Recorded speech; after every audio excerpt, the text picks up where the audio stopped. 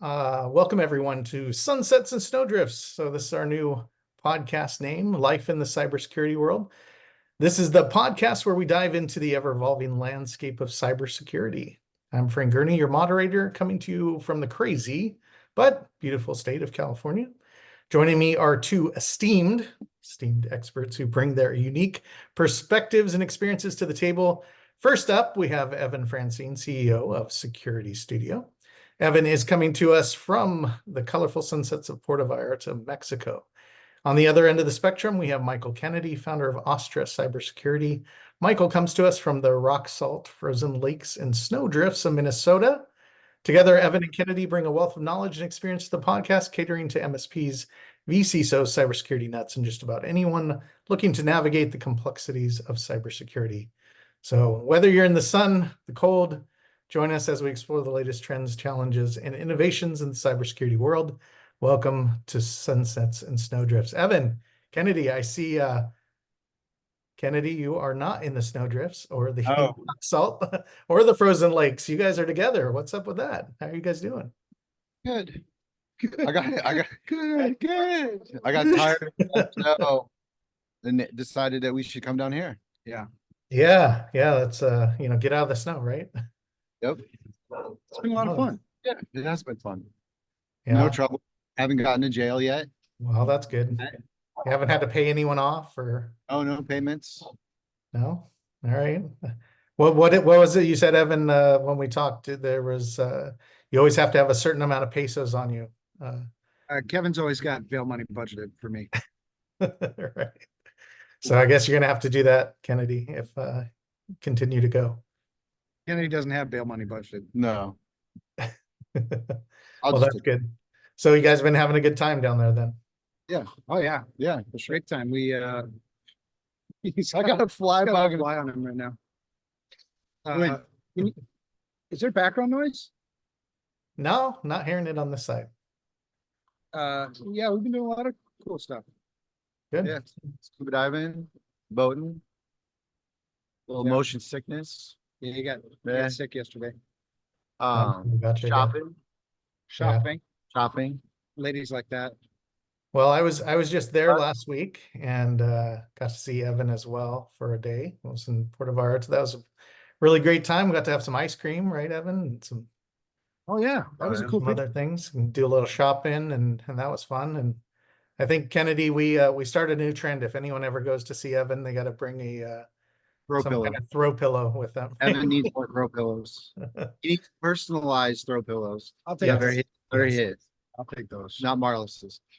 You allowed to swear on this podcast? What was that? You swear? Yeah, we can fucking swear. Yes, absolutely. Yeah, so I hope everyone can take it. If you can't take it, then you're gonna have to, you're gonna have to drop off now. I don't know if I'm a good influence on him. Well, you brought a pillow that said fucking unicorn? I'm a fucking unicorn. I'm a fucking You're a fucking unicorn. You're a fucking unicorn. Yeah. So that's great. Yeah, I think, and the one I brought, I said get shit done. So get shit done. Yep, I actually showed that. I had a meeting before this podcast with the state of Minnesota, and they originated this certification called GSD, which is short for get shit done, and gave me an honorary certification. Nice. And so to see that, I showed them a picture of that pillow today. awesome. Yeah, I knew it was the right pillow when you had picked us up in your truck and we were on our way and you were on a meeting and you said something about getting shit done. So I was like, yeah, that was the perfect perfect pillow to bring you. So well, very good. Let's jump into why we're here, who you guys are and what this thing's all about. Kennedy, let's start with you. Let's tell us a little bit about your background, how you got here, and maybe a little bit about your mission. So we took a plane. It left Minnesota on Sunday. Yes, of course. Not how you got to Mexico, but how we got to this podcast. Yeah. So with so my background, I always tell people I'm a product of the .coms. So I didn't go to college. I got right into IT. I was actually working in a mailroom. I did a lot of odd jobs. I was working in a mailroom for an insurance company, and somebody came in and said, does anybody know computers? So I raised my hand because I knew how to spell computer. And 6 months later, I was their network administrator. So I realized through that that was something that I really enjoyed and I adapted well to. And then I just continued that process through and ended up at a very large insurance company, United Health Group, for 16 years. Did various stuff for them. I did a lot of consulting before then, but I sat in the acquisition space and I did a lot of security projects too. Led a bunch of stuff, led people, operationally built stuff and handed it off. But every time we would do an acquisition, nobody was thinking of the acquisition or the kind of the customer that we were buying. They were thinking about like this bigger ship. And through all of that, I started to realize that people weren't really focusing on the people very well or protecting the people. And then I had a lot of friends who had like security incidents, ransomware. They were told that this is the way it is. You have to do this. At the same time, I was traveling every week. My family didn't know me anymore. We weren't connecting. We kind of, I would leave on a Monday. I would come back on a Friday and I would show up for 3 days and then disappear again. So that really took a toll on everything from a family standpoint. And what really kind of shifted that was the events at my friend's business with the security breach. And then the family, I wanted to really get back into a focused mission and trying to bring like honesty into the cyber industry, honesty and transparency into kind of everything we do. And so that really is what brought me to start Astra is to kind of to continue that messaging and being transparent with businesses, because I think and why we connect so much is because they're fucking taken advantage of every day, by predatory sales tactics to being sold product solutions that they don't need or know how to manage. And, it just gets so frustrating that environment is out there. So I really want to shift that. I want to change that and have that same, and that was, when Evan and I started a couple of years ago. Thank you. That it was just, that well, you always say, fix this broken industry. So anyway, sorry. Yeah, that's awesome. And you guys have so many similarities. But Evan, how about a little bit of your background as far as all the fun stuff you've done, where you came from, and what is your mission in all of this? I don't remember how I got here. We walked down the stairs. Yeah. So, That, no, shit. It's been a long time, man. It's been 30 something years now. Mm-hmm. And I grew up in a tech family. My mom and dad were both in technology in the 80s. And so and I have ADHD, and I'm an only child. And so it just led to a whole bunch of, getting in trouble. So there's tons of stories, from stealing copy of Windows 95 from Microsoft in 94 to figuring out how to multiplex, analog signals so I could have twice the bandwidth. And I'd run a phone line across the backyard to my neighbor's house to my dad. I forgot to take it in one day, and my dad went out to mow the lawn on a Saturday and mowed open my cable Cat 3. So that sucked. So I didn't know you could get paid in this industry. I didn't know that this was actually a job until 92. And then I was cleaning boot sector viruses off of Windows 3 machines for IBM. I got fired from that because I think I just, you get bored. Yeah. That stuff. But worked in a lot of big companies, a lot of crazy experiences, doing a lot of crazy things. 2000, but the one thing that always resonated with me is you never take advantage of somebody, unless it's like joking around, playing with your friends or some like that. But so working in big companies, you know, US Bank, Wells Fargo, UHG. We weren't there. Maybe we were there at the same time. I don't know, I think we crossed a little bit, but You know, it never worked for me because I couldn't do the right things. I was always handcuffed. You know, we did things the way we did things because we've always done things the way we do things. So 2008 started FR Secure to fix a broken industry. So you just find things that are broken and create a solution.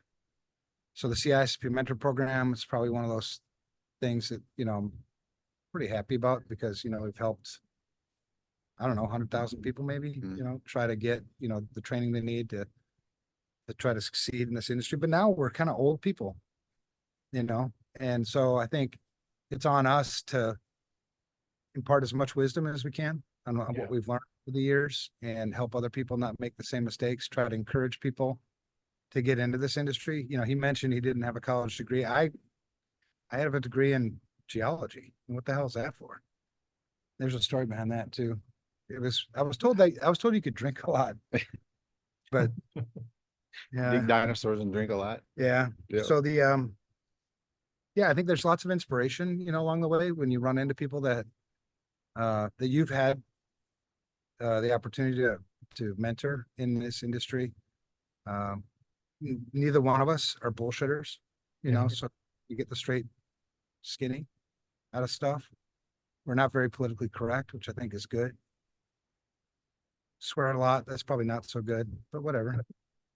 Yeah, it's just part of all of it, right? So, yeah, and I mean, you know, in knowing both of you guys as well as I do at this point, and Kennedy, I learn more about you every time we're on the road together.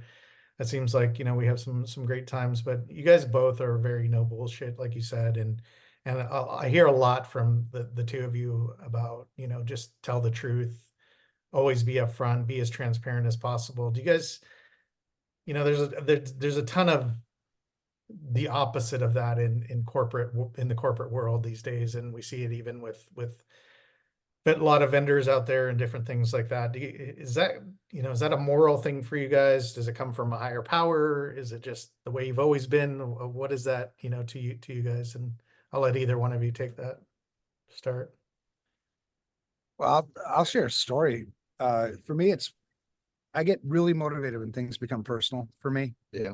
You know, there's a couple of projects I'm working on right now that people don't know about yet, but that are personal, right? There's a personal motivator behind it. And my last real job when I was, meaning before FR Secure, I was the CISO for a pharmaceutical company. It was good size, $4 billion company.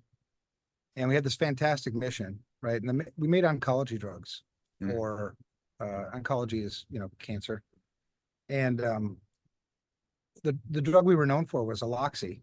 Aloxi is a drug that you would take if you were having negative side effects to, you know, your chemotherapy, primarily nausea. So it had this fantastic mission and great leadership. Everybody in the entire company was motivated to serve our patients, right? It's not like other pharma, I think, maybe in the back of your mind. I loved it. It was the best. I'd still be working there, but they were bought by a Japanese pharmaceutical and that went sideways. But in that job, I felt for myself, right? I bought a network access control solution, and I've always been a network guy. So if anybody should never make this mistake, it would have been me, because I know networks really well. But I bought this network access control solution, paid $250,000 for it, which, you know, it's enough. And I was excited to get it. We racked it up, started to configure it, and realized that it's gonna need at least one more FTE, maybe two, to manage this thing. And end of the day, it just sat there. We never used it. And so I always felt the weight. And I think good CISOs feel the weight of their decisions, right? Because in my opinion, I stole $250,000 from our mission. Right now, not steal it like you think stealing, but it's $250,000. It's not there anymore. Not there anymore to make those drug prices lower, to market better, you know, so more people know about it, to improve people's lives, whatever. And that's the thing about information security. This is about people. It's always been about people. Hacking shit, whatever, it's fun, it's cool. But at the end of the day, somebody suffers when something goes wrong. And it could be an attacker coming from, Eastern Europe, or it could be you made a shitty decision and bought something you're not be able to use. Now, from the marketing standpoint, I think there's also some responsibility on people who are selling crap to make sure that what you're selling is actually something that they need. It's actually something they can use. It's actually, it does what you say it can do. Because in my opinion, if you're selling shit to people that's taking advantage of them, it's no better or worse than, an Eastern European hacker. So that's why it's really personal. Yeah, and you're right. I mean, the Yeah. effects of what can happen from an attack or hack or something that goes on is it's so much more than what's on the surface, right? There could be people laid off. There could be jobs, not only jobs lost, but let's say you have a contract with that company and now that's gone. So now the food's not going on the table for your kids, right? And it's a snowball effect, when anything occurs. So you're 100% right. And any thoughts on any of that as well, Kennedy? Responses before where you're sitting across the table from a president of a company and you know that they're going to be going out of business because of this event. Yeah. Or that guy's losing his job and somebody else is losing their job. It's What never. do you hear all the time? Well, I thought we were protected against that. Or I didn't even know we had I that. thought you took care of that It's for like, us. oh my God. I mean, Yeah. and these are basic fundamental things on information security. So stop buying shit. Get your head around the shit that you have. Right. No, sorry. So for me, it's a little bit more kind of personal. So so I led my life early on. I wasn't a very honest person. He is now. Yeah, very now. Yep.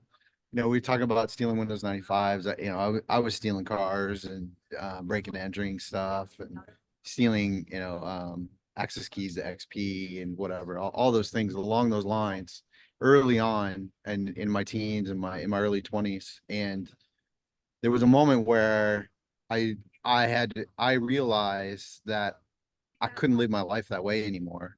Because that torment inside my head was it's essentially killing me. And so personally, that was when the light switch flipped of that I have to live this kind of more honest life, and if I find myself like in a situation, talking about something and it's not like when we were talking about, I got motion sickness on the boat and we were driving back and I'm like, oh, I don't really get motion sickness otherwise. I'm like, the hell I do. I can't ride roller coasters. I'll puke all over you. So, but you got to take that moment back and then be honest and tell the truth. Right. And for me, that's inside and it's at my core, because I know that if I start down that slippery slope, that it'll just compound itself and get worse and worse. And then the other side of it is like, it's not hard to not be an asshole. And it's not hard to tell the truth. Telling the truth is always the easiest path.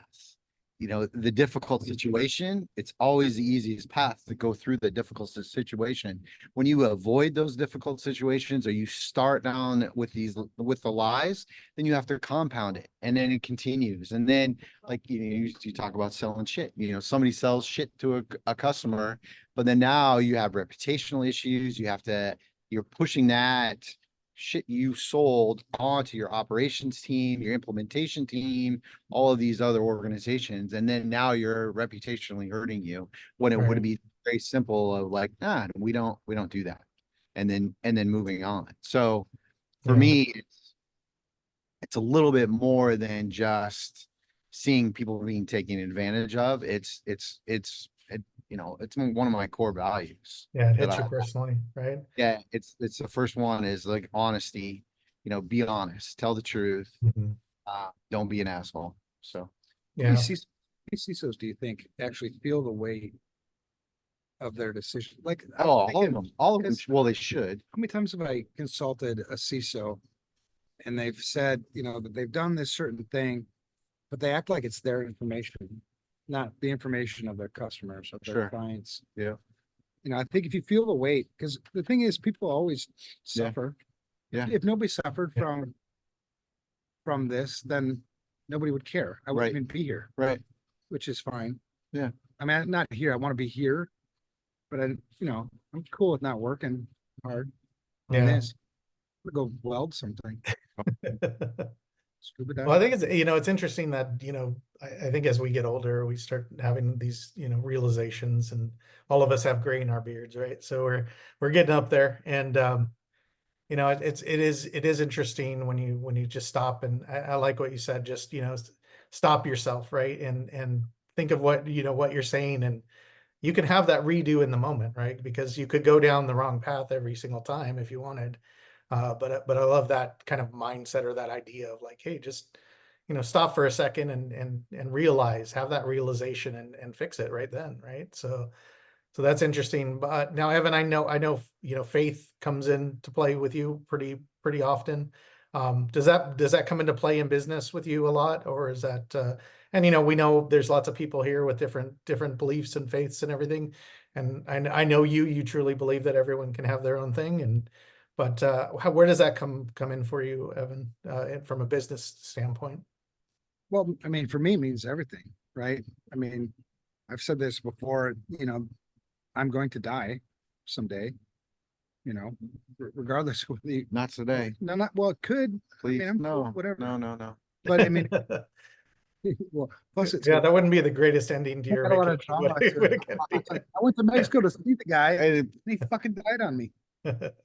The, so what's the whole purpose? So when I die, the whole purpose of my life is, honestly, when I die, I just want to hear well done. Yeah. So it doesn't matter how much money I have. It doesn't matter what kind of car I drive. It doesn't matter how hot my wife is. She is hot. But that stuff doesn't matter. What matters is, did I do what I was called to do? Did I perform to the best of my abilities? And when I made mistakes, did I, correct those mistakes? Was I convicted? And so it's the moral compass that he's Yeah. talking about. Yeah. Our number one core value, and you will get fired for it, is to tell the truth. You won't get fired for telling the truth. You get fired for not telling the truth. And I remind people, like, there's two types of lies. The first ones are easy, right? The lies of commission. That's where I purposely tell you something that's not true, right? That's a lie of commission. The other one is a little bit harder, is the lies of omission, where I didn't tell you something that I should have told you. And our job as, kind of being this front line to protect our clients, to protect our customers, to protect people from the threats that we all encounter, you got to do both, right? You got to tell people the truth. I would never, like, there's a rule at FR Secure. If you sell a customer something they don't need, I will run you over with my truck. I just bought a new truck. You saw it. Yes, nice. I can run over people with that. Yeah, you could. And then there's the, so you just never you always tell the truth. You never take advantage of people, never sell somebody something they don't need.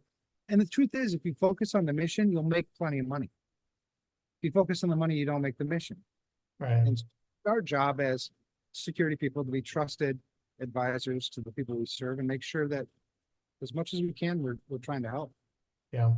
So, Yeah, I think some people would struggle a little bit, I think in the business side of separating business and faith. And I think you can really bring the two together, no matter what your faith is, right? I mean, you have to bring it. You bring those personal beliefs and that moral compass you have in your life, and you bring it into business. Right. And you will always have those principles, principles before personalities, all of those things. You bring them in through the business, and then you carry that message through the business. And to your point, the mission is there, and you will maintain that. And It keeps you from selling out Yeah. too, man, because I've seen lots of people in this industry. I've been around long enough now to see people, I think, started in this industry for the right reasons. They were in the game for the right reasons. And then as they got more fame, they got more money, whatever, they're not the same people anymore. They're not schemed for the same reasons. right. And this keeps you grounded, because I can't sell out. That's my purpose. And so you go to bed every night knowing that I never took advantage of somebody to get here. There's Yeah. peace in that, man. It is. You can sleep at night. Yeah. Yeah, yeah, and I think it's true. I mean, I've seen so many people that, you know, you go down the money path, right? And it really changes you, and that's all you're striving for is the next dollar or the next thing. You're never going to get there, right? There's always that next thing. The And crazy thing is, like, you tell people stuff and it's still kind of counterculture that I don't think they believe you a lot. Like I was telling Mike and I've told others, you know, I never know how much money I have. I have no clue. And that's good because if you did tell me, I'd probably piss it away, you know? So it's good for me not to know. And it's just not a focus for me. I know that if I continue to march down this path and continue to work as hard as I can on what I believe to be, you know, the best value, I'll get paid for it. yeah. Yeah, I always say that the money will always come, right? And that's, you know, if you're doing the right stuff and you're providing the best thing that you can for truly helping people, that part will come. And at the end of the day, as long as you're getting your bills paid and you have a roof over your head and that sort of thing, you're in a good position. It's not about, you know, that, you know, next best car or that next best thing. It's like you shouldn't be striving for that. You should be striving for, you know, how do I best take care of my family? How do I best be the best person I can be? And, you know, not obviously not trying to preach here, just kind of getting that right mindset is always going to take you a lot further than, you know, chasing that next dollar, I think so. But I don't know how you no, can good set. stuff. Well, you know, I know we're here to talk about some cybersecurity stuff, and I love learning about you guys. This is, you know, Talk one of the about this big. shit all day. Yeah, come on. Something else. Well, you guys are the, you know, experts, so We're we'll. not gonna hack your ex-girlfriend's email. Unless you want us to. Well, you know, throw the instructions in here. I'm sure some people would love some of that information, but There's probably a couple people in there. yeah, yeah, and they probably know how to do it too. So, well, guys, March was a huge month for breaches. I mean, there's some big stuff going on. I don't know if you guys have seen some of the things that were going on out there, but last Saturday, AT&T had another breach, 73 million people affected. I mean, communications in itself is one of those huge ones, which it seems like every carrier is getting hit on a regular basis. All of our information's out there. I mean, is there anything that can be done about that, or what the heck are we dealing with here? I, I don't know. I don't think so. Yeah, There's as individuals or what we can do, we can know where our data is. That's the most important thing. And, you know, remove your data where it's not needed. But until there's large, votes, what they always, well, you can't What? vote. Can you vote? I'm You a still a citizen. Oh, sweet. Yeah. Um, I'll be a dual citizen. I'll vote in both these damn countries. you know, but from the, I really just know your data, get your passwords. I was impressed. Well, I don't know about the AT&T one fully, but I was impressed that they went out and asked people to or force password resets instead of ignoring it. You know, there's some chatter that this was actually a breach that happened in 2011 or 2001 or something, and now the data is just getting out there. But it's I was actually impressed by that they forced password resets, and I saw that a lot with a lot of different people the last 2 months that they were going around forcing password resets to log into systems, which is important to do because as an individual, and my wife's not nearby. She never resets her passwords. Thank you. She's not. I'm going to be in a lot of trouble for that because last time I talked about her Does it password, reset her passwords? yeah, we should sit down and do an intervention together. We should record that. Yeah, we should. Yeah, that'd be fun. Or maybe not. You might be going home alone. Record it. I might, Email- I might move in. Right, one or the other, right? Additional revenue streams. Like every week, this podcast is coming from Evan and Kennedy in Puerto Vallarta.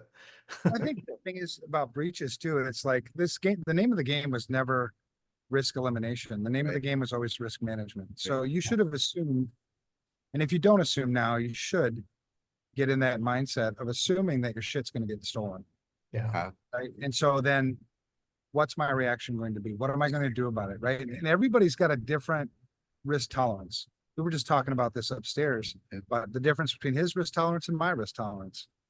And so breaches that don't affect me, right? Because risk is always likelihood and impact, right? The likelihood is kind of through the roof, right? Just assume most of your data, personal data, is already been exposed. Yeah. So the likelihood is kind of through the roof. Then what's the impact piece? And so I got to think through that.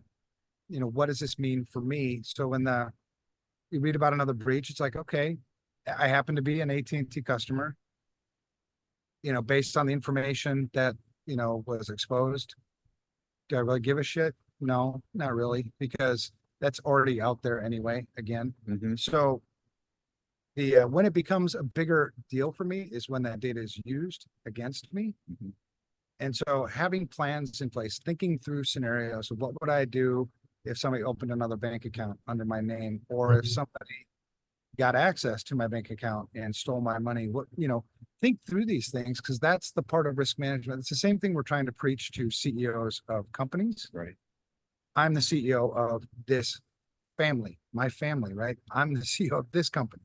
So I'm making risk decisions on behalf of my family. So there's only really one risk when you talk about data or a hack that would be too much of an impact to me, where I would take action, and that would be taking the innocence of my children. So somebody preying upon my daughter, somebody, yeah, you know, what do they call it? Yeah. Yeah. Shit like that.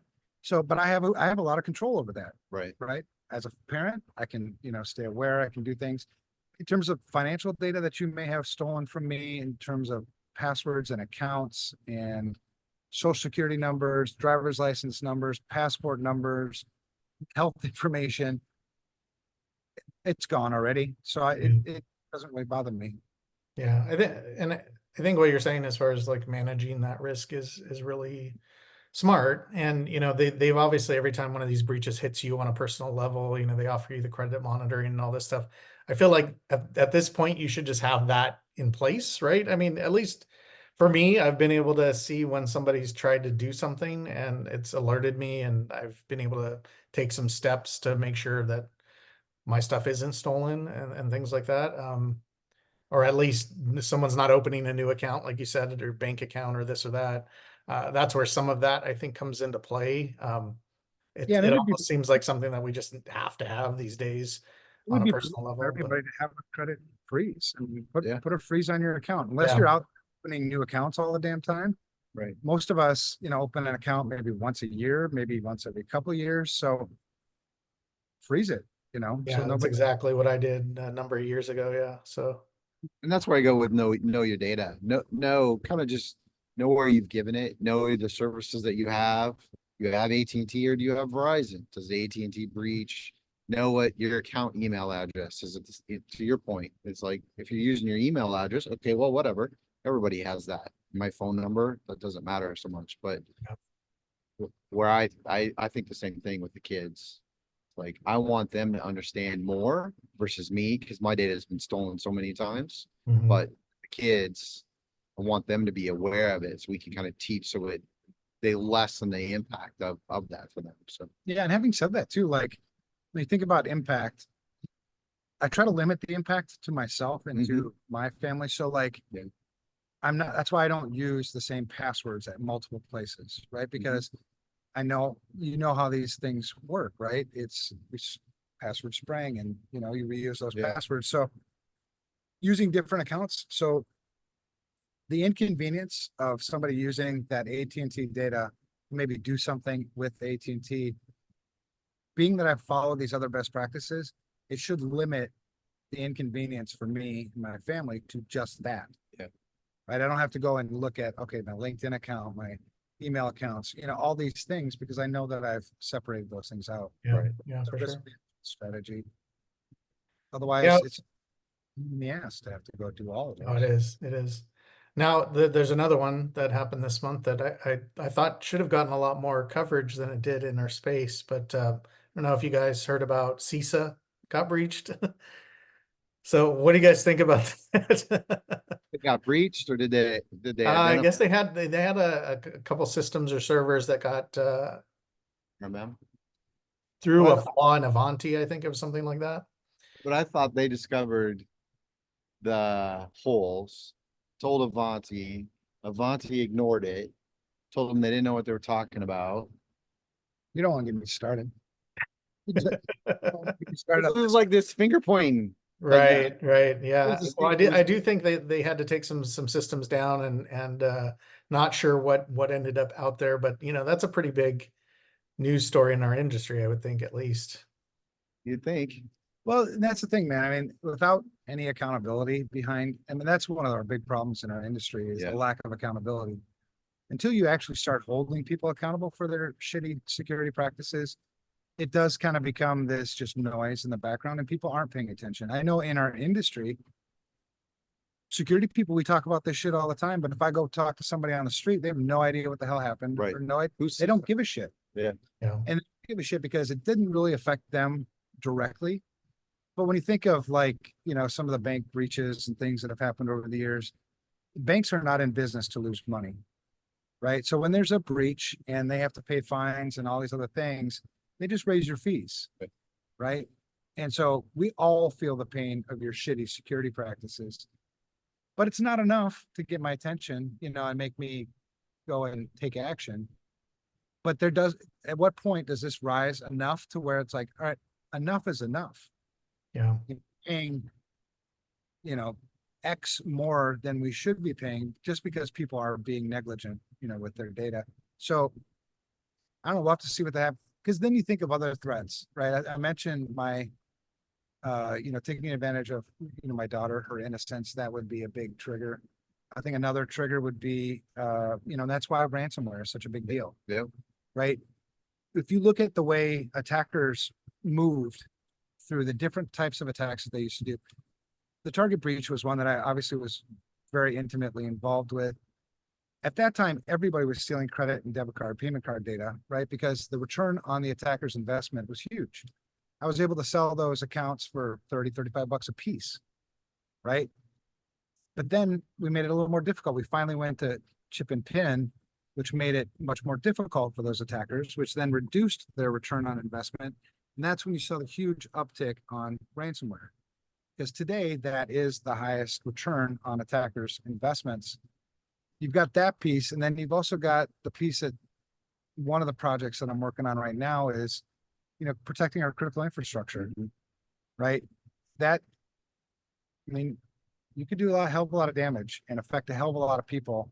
And now you've got safety issues involved. So those are the threats that normally I'm more concerned about and working on, as opposed to, oh, my name and, you know, social security number is gone again. It's been gone 1,000 times. I don't Right. care. Right. Yeah, for sure. Yeah, so I mean, it's interesting, right, with the whole CISA thing, and I think, you know, the obviously people who are making policies and things in our government, it's hard when you're doing those things and you have issues, right? So that's that. I was surprised that didn't come up more. Another one that, you know, I think we've been hearing about a lot this last month, just in this space, and I think Kennedy, you heard a little bit about it as well when we were out on the road. But there was a law firm recently that sued an MSP for over $1 million because they got ransomware, and you know, it's a pretty big case at this point, and it's pretty big news in the MSP side of the world. But you know, it kind of goes back to what I talk a lot about when I'm out on the road, in that, you know, the customer thinks that you've got this covered as an MSP, and you're not doing all the things you need to be doing today to protect that customer in that um, in that part. But you know, where does that end? Where does it begin? You know, how do they do that? I mean, because you know, at the end of the day, you know, responsible parties and all of these kind of words that you hear in this, with your guys' knowledge and where you've been and all of that stuff, where does all that lie today for the MSP, and how do they kind of mitigate some of that risk? But I mean, that one specific, if you picked that one specifically, there was a lot of problems. You know, Yeah. contract rights, communication, customer didn't understand what services they were buying, MSP didn't understand what services they were providing. A lot of it is, getting back to that core of, being transparent and, okay, this is the services that we're providing. This is, the other thing that we always talk about is nobody's 100%. There's no guarantees in cyber. Nobody's 100%. CrowdStrike. True. No, we're not ending cyber risk. Not yet. That's Fucking coming. fucking Yeah. assholes. Oh, Sorry, we're back that we're one. gonna have to keep that one. So there's when and that gets into the negativity or the perception that you just have it taken care of. And that's what I bought from you. I bought cyber. This comes from an industry that is typically sold hardware, and then and that the laptops, printers, and then as we moved into SaaS and the cloud, then they started buying those type of services from them, which stretched the MSPs outside of their wheelhouse. And there's a whole other, I don't want to get on this tangent, but there's a whole other space in that around the lies associated with it. But what we come back to is being transparent of, we're deploying this security tool on your machine. This is how we're monitoring that.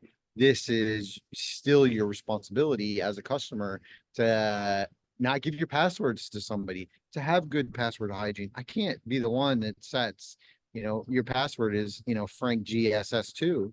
Do I get Frank's password out? Oh, man, you got it. So Password, Frank. change your password.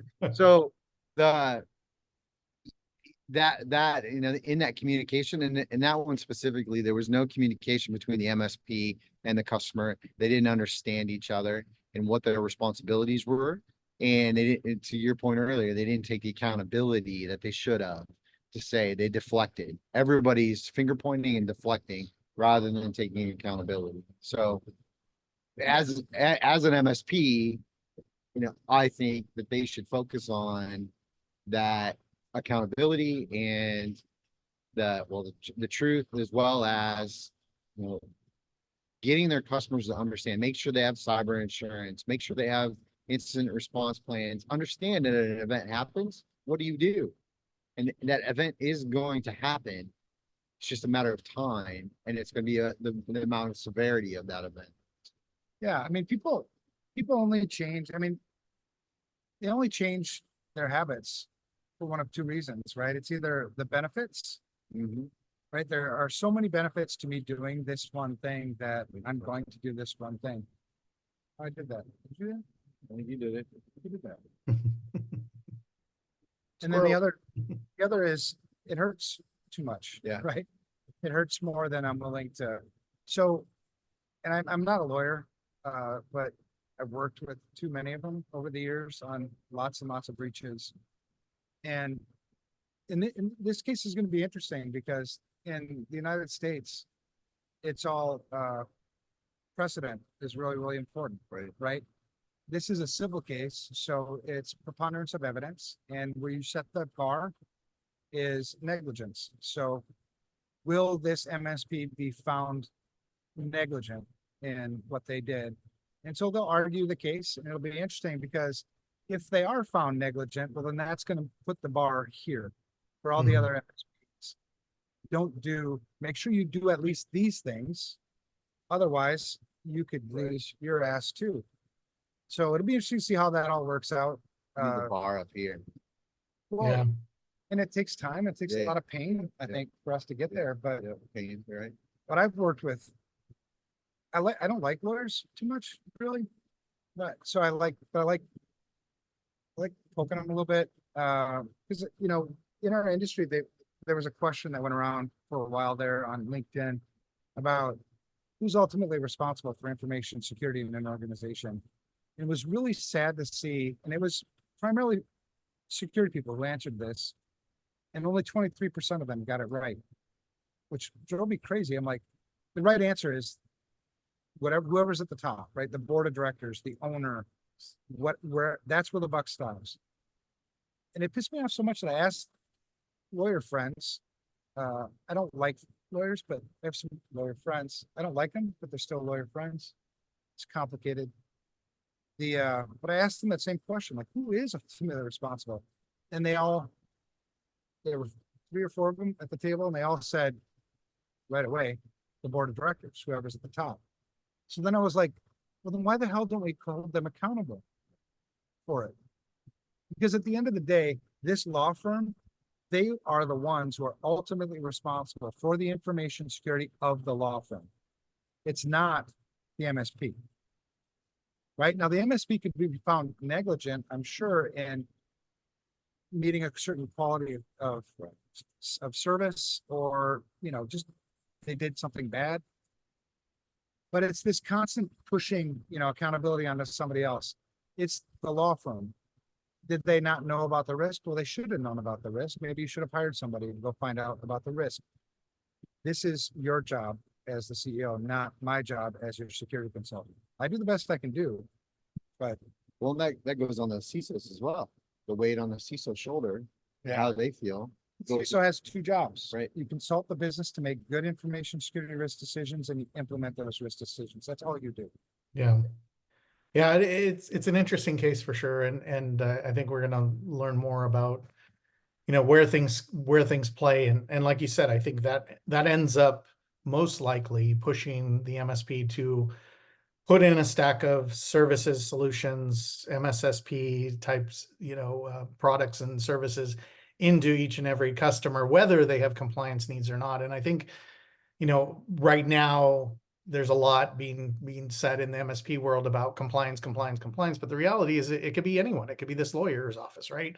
They don't have a specific compliance requirement, but look, they have these issues that could happen, and it requires a specific set of tools to be implemented to help potentially curb that threat. It's not 100%, and it's no different. You talked earlier, Kennedy, about the MSP having different pieces in place, right? That they've had from time to time, and antivirus, for instance, right? You never could be 100% antivirus or virus free, or a virus could get through still, no matter what, if you have antivirus there. The point is you let people know that, look, we're going to put antivirus on the network. Doesn't mean something can happen. We're going to be there to help pick up the pieces if something does occur. But that's, at the end of the day, no different than where we are with cybersecurity type solutions and issues and all these things. And there's so many parallels to how things have been done in the managed services world to how they need to be done moving forward from a cybersecurity perspective. That, I don't think it's as hard as people are trying to make it out to be, right? It's very similar to what they've already done. They just, there's these things you have to put in place and have to start doing. And it kind of starts with risk at the end of the day. You have to know what you don't know, and where does this company lie today? What do they need? All of these kinds of things. So that's how I see it anyway, and I don't know if you guys see it any different than that. But No, I agree with you. And I was just gonna say, you don't have to boil the ocean in one shot. You can right. put stuff in place as long as you're making pivoting and bringing in tools, solutions, or offering those services to your customers. You're continuing that momentum towards being more secure, and you're not stretching yourself too thin. And Progress is always defensible. Progress, not perfection. What's not defensible is ignorance, or neglect. No, that's a great point. And I had somebody provide feedback on my last talk at ASCII, and it basically said, well, if I start providing vCISO type services and risk management, I'm potentially opening myself up to additional liabilities. And I think it's exactly the opposite based on what you just said, Evan. Is like if you start going down those roads and providing that information and providing solutions, you are defensible at that point, and you are not opening yourself up. You're protecting yourself at the end of the day, right? You always got to ask yourself, what would a prudent person do? Right. What would a responsible person do? And as long as you have a response to that, you're in good shape, Right. right? I've been deposed too many times, been asked a lot of really difficult questions. And what's, as long as I have a logic reason on why I'm doing what I'm doing, what's your logic reason for not doing vCISO services? When you know it's in the best interest of your customer to do such, somebody else is going to do it if you don't do it. Right. And because I'm afraid of what they might find out or that I might be opening myself up to liability, the opposite is 100% true. If you Right. don't opening yourself up for liability, and we've done assessments of law firms, there's one really, really big law firm that I did their assessment and we score everything on 800 to 350, 300 to 850. And they scored like a 460 something. That's pretty shitty, right? Yeah. They got it right away as long as we move the bar, right? Right. Now we're no longer ignorant. Right. And we have reasoning on why we're moving the way we're moving in this direction. Even if they went to a 470 and it took them a whole year to get there, that's a lot more defensible than not knowing where you're at. Right. Yeah, that makes sense. All right. Well, I wanted to jump into another quick topic here. And, this topic might be a little bit more for our next podcast. But, we've seen a lot of changes. What's that? My personal question. Everyone's personal questions. Yeah. Oh, okay. Yeah, we could do that. We could do that. I'd love to hear, Evan would love to hear some questions from the Some questions from the audience. audience. If you have any questions, we have a questions tab there, guys. Feel free to drop some in and we can definitely answer some of those. I see Brian's on. Deep, You know, talented Brian knows enough of me. types of questions. Why are cyber smart guys have long beards? That Not doesn't all- even make sense. What were the two jobs? Oh, two jobs of a CISO. You consult the business or the organization to make good information security risk decisions, and then you implement those risk decisions. Those are the two things. And a lot of times you'll find when you're talking to CISOs, they complain, right? A lot of us do. And they complain about, I don't have budget, or I can't get buy-in from, the board or whatever. And every time you kind of have to look at yourself in the mirror and ask yourself, what kind of consultant am I? Right. How much of these are really tied back to the way I'm approaching my job? So yeah, those are the two things. All right, awesome. Any Why other are- questions out there, guys, for anybody? If you can, you got your I- questions tab there. I have a Feel beard free. because I'm lazy. I don't like to shave. Bam, exactly it. It started there. And then I shaved it a year ago. This is only a year now. I shaved it a year ago and freaked out because I have two more chins that I didn't know I had down there. I couldn't wait to grow back out again. So we did have a question come in, and it says maybe a trick question. If you send confidential info via email, which you shouldn't, where does the risk lie? Sender, recipient, or both? Depends on who's arguing the case. Yeah. I think it should, well, Both. What they do with the data. you So could they- make it, you could make a case for both. I think initiation is Yeah. usually a like in the timeline, who initiated the event or the incident or the action. Usually they get the brunt of the liability. So in that case, it would probably be the sender, but Yeah, but once you get it and you see that it's confidential information, what do you do with it? Do you delete it? Do you inform? Do you store it and forward it? Do you use it? Do you print it out? I update my resume. Up to your resume. Put it on the internet. Yeah. No, again, think of this as what would a prudent person do? Correct. So receiving this email, what would a prudent person do? Like if the person whose personal information it belonged to knew about it, what would I tell them? How would I expect them to respond? And that's really going to drive, I think, a good defensible response for you. So what I would do might be a little different than Yeah. what he would do. I would delete the email Yep. immediately, and I would notify the sender, hey, yo, there's better ways to do this. Don't do this anymore. Do you do this on a regular basis? If you do, start reaching out, If you have legal requirements, just want you to know that you do. It's up to you on what you want to do about that, but that's what I think would be a prudent thing if I got that email. I would do that too. Again, Yeah, and there's probably, probably some kind of email policy that speaks to that within the business, and if there isn't, there should be, right? So that's something that can be said.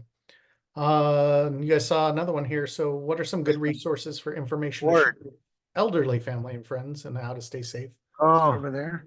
So we were talking about this. yeah. We were talking about this. You sent me an email, I think the day before you came down or something. Yep. About this, and we had a really good discussion.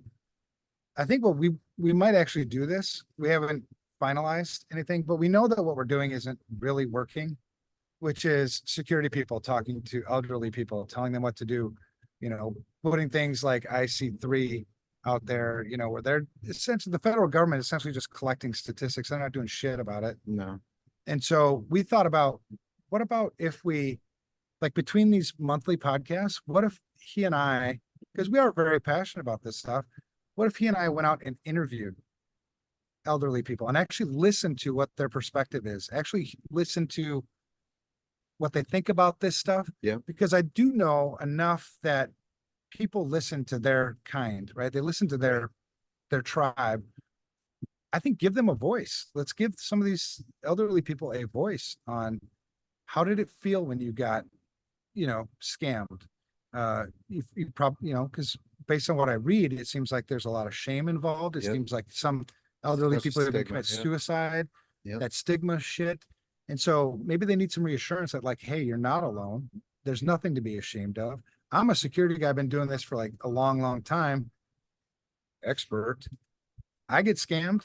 I mean, we're human beings. And so I think maybe getting that sort of word out there. But I would love to interview like my mother. Yeah. My mom's 70 something years old. I'd love to sit down and say, Mom, stop doing that shit, lady. No, I mean, I talked to her. And you talk to your mom. Yeah. And then just go out there and talk in the streets and talk to some elderly people and tell them ask them what they think. Yeah. Yeah, you're right. I don't think it just hits elderly people. I mean, it's how are we aware as everyone? I mean, we have significant others and different people who, just don't have that same knowledge or wariness, right? I'll give you an example. Yesterday, I got a call. It said, hey, this is Lieutenant somebody's name from, wherever, from a place where I live. It was a local number. And, hey, we need you to call in. We have some we need some information from you.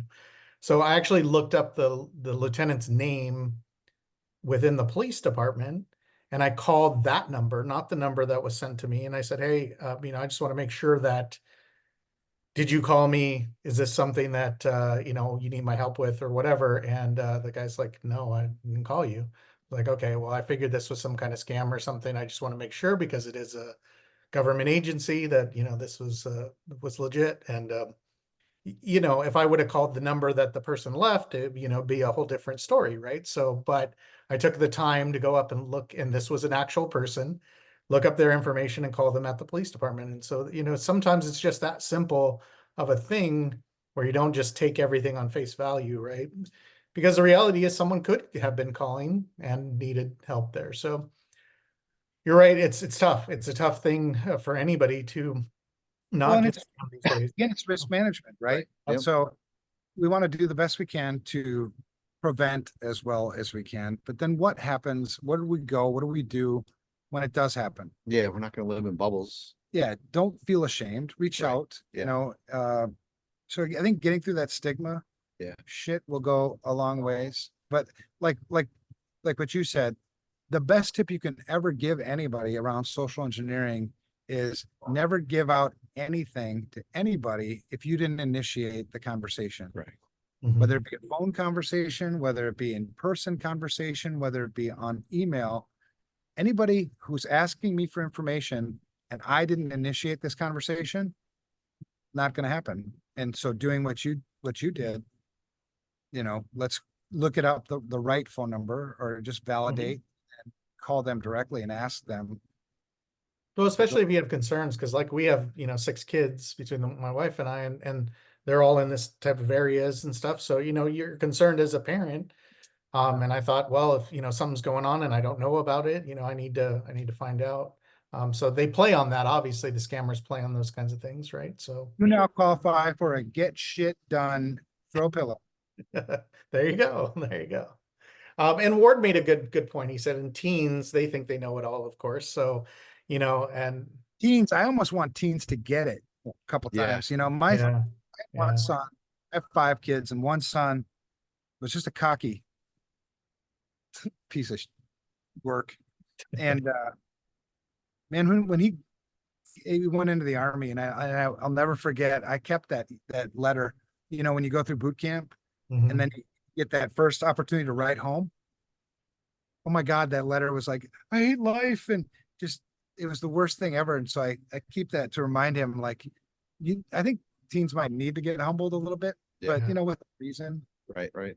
I hacked all my own kids a couple There you times. go. Well, that's a way, of course. Make them read acceptable use policies.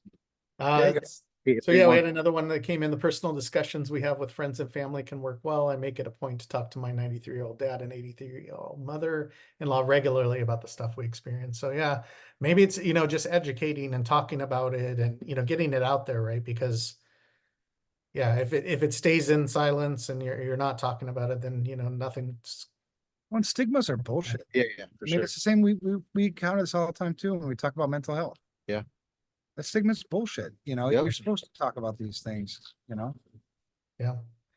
Well, awesome, guys. That brings us to the top, top of our hour here. And yeah, and the first episode of Sunsets and Snowdrifts. What do you guys think? Pretty good. Nice work, brother.